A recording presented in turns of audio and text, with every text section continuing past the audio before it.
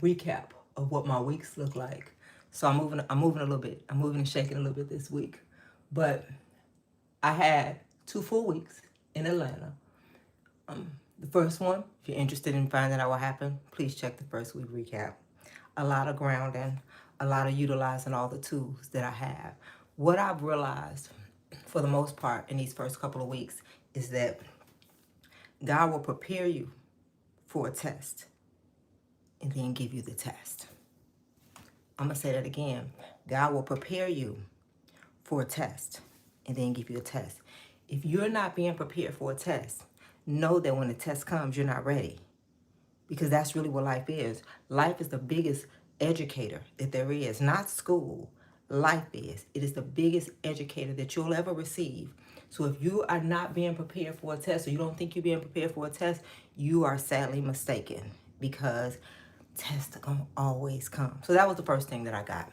The second thing is, you better have some old school tools in your tool belt, because I dropped my phone in the tub while I was rushing for my host. I have a host in the house that I'm staying in, and he was gone for the first like 10 days, 10, 11 days that I was here. Like, I met him the first day. He welcomed me. The next morning we got up and grounded together. We talked, and he flew on out the country, and he was gone for 10, 11, 12 days, something like that. But the day I was expecting him to come back, his bathroom is really, his bathtub is really, really nice. So I wanted to take a bath. So I was rushing to take a bath to make sure that I wouldn't be in his space when he got back. And he didn't even come back that day. But in rushing, I dropped my phone in the tub. So the next morning, I had a meeting at the U-Haul place so that I can go put eyes on my inventory, on my merchandise, on my life. Because, you know, I packed my life up in my car in some U-boxes. So I wanted to go look at my life and see what it was looking like in the U-boxes. And it was crazy because I wanted to cancel the appointment, but I ain't had no phone to call. So I had to go to the appointment. When I got there, they said, you could have just not showed up, and it would have been fine. We'd have put the things back in storage. But, like, that's rude to have an appointment and just don't show up, right? So I had to go to MapQuest. I don't know if you all are familiar with MapQuest. Well, MapQuest is what we had before GPS came into the world. And if you want to get around, because I sold real estate for 27 years. So before I had a GPS in my car, before they made it so accessible, GPS is on your phones and in your car. Like, if you needed directions, you had to go to your laptop or a computer and pull up the instructions and print them out. Well, I don't have a printer. So, y'all, when I tell y'all that day, it was crazy for me. It was Tuesday night when my phone dropped in the tub. Wednesday, had to go to U-Haul. went to U-Haul, and I went to T-Mobile. So, because I'm not familiar with the area, I wrote down the instructions to a T-Mobile that was closest to me. When I got there, it was a T-Mobile subsidiary. It wasn't a real T-Mobile. And so I was like, I had my phone in a bag of rice. And I was like, I need my phone fixed.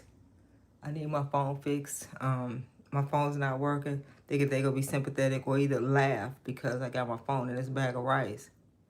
And they were like, no, we don't fix phones. You could just get a new phone. You can get a new phone number. And they were like ushering me in real quick. I looked at the man at the register. I was like, no, baby, I can't get no number. He was like, no, but like, it's fine. Like, we got you. Like, that's the only way we're gonna get that your phone's gonna be able to work. And I was like, I'm clearly in the wrong place. I told the guy, I said, my phone number is older than you, sir. So what I will not be doing is getting a new phone number. So I had to get one of their phones and get the instruction. It was crazy. It was crazy. But I kept my joy, and I was really thankful because you got to be able to move around in different places. If you want God to take you to someplace different, you got to be able to move around in different places. Like, you got, like, and you won't always have the technology that we're used to. So that was something big that I learned. I had a really wonderful meeting with one of my mentors, and it's funny because This is a lady that I've admired since I was about 5 years old. I haven't seen her since I was about 10 years old, somewhere around there, 10, 11, 12 years old. I haven't seen her since then. I used to go to church with her nieces, and she was the one who required that her nieces go to church. So when we came in contact with each other again on social media, and I found out that she lived in Atlanta. When I got here, I wanted to make it my business to see her. So I was able to see her. We went to brunch yesterday, and it was wonderful. And it was wonderful. You said, what the faith, Paul? Paul, you said, what the faith? I know that's right. This what I'm on. It's a faith walk. And we ended up going to brunch. We went to a place. Thank you, Dion. I went to a place that was really, really nice. It was called Breakfast at Barney's. Nice exclusive place in Atlanta. So it was a really, really good connection. That was one of the things that I did this past week. And I decided, make note of this, because this past week and the second week that I was here, I saw something missing. I saw something missing in my grandbaby's eyes. And what I realized, I think this was the highlight of my week. What I realized is that when two people are in a relationship, one person may be the more responsible one. When I say responsible, I mean I have the ability to respond in a way that's going to bring me the results that I desire.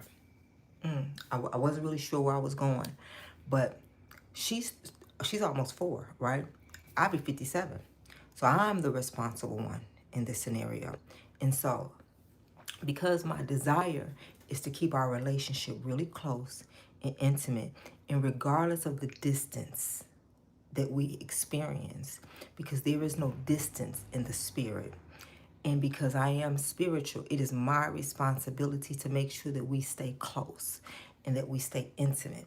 And so I've decided this past week to, with all the other things that I'm trying to launch, I am going to dedicate a YouTube space for my granddaughter. I thought about doing it here, but I'm like, y'all don't really care about that.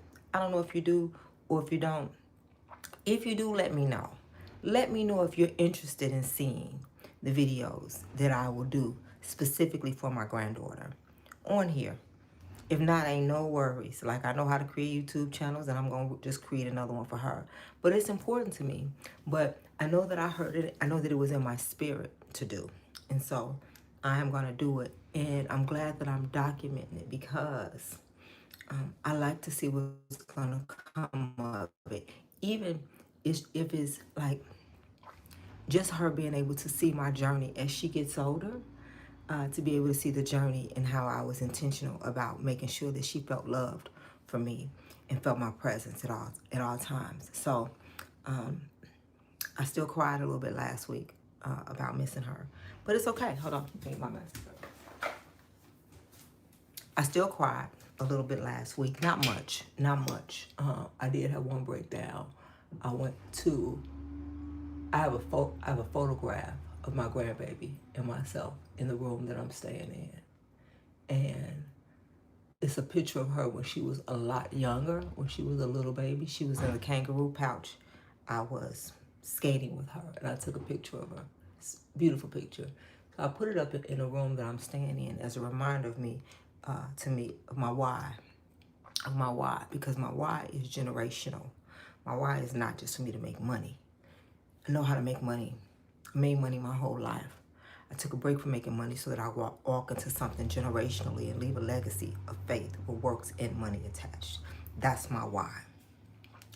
Along with that, so I had that picture of my grandbaby up to remind me.